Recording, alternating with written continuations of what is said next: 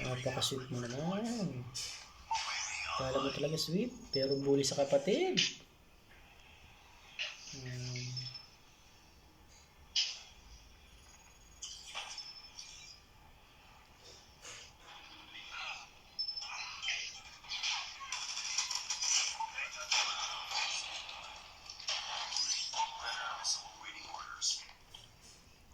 Panghingi lang eh.